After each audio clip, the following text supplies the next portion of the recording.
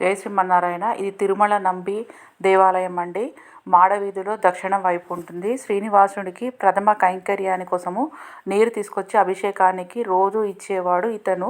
శ్రీశైల పూర్ణుడుగో అయితే తిరుమల నంబి అని స్వామివారి చేత స్వయంగా పిలిపించుకున్నాడు.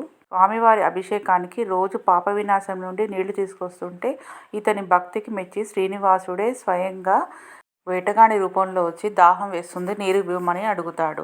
ఇది అభిషేకానికి తీసుకెళ్తున్నది స్వామివారికి ఇవ్వను అంటాడు. కుండ పగలగొట్టి నీరు తాగుతాడు స్వామివారు. అయ్యో, అభిషేకానికి నీళ్లు తీసుకోలేకపోయారని బాగా బాధపడుతుంటే అతనిని వెంట తీసుకుపోయి ఆకాశగంగను పుట్టించింది స్వయంగా శ్రీనివాసుడేనండి. స్వామివారి చేత స్వయంగా తాత అని పిలిపించుకున్నాడు ఈ తిరుమల నంబి. చూశారు కదా ఎంత అదృష్టవంతుడో. ఆ రోజుల్లో స్వామివారు స్వయంగా మాట్లాడేవారు. స్వామివారు ఇప్పటికీ మాడవీధుల్లో ముందుగా దక్షిణం వైపు వచ్చి ఇక్కడ ఆగి హారతులు అందుకున్నాకే ముందుకు వెళ్తారు.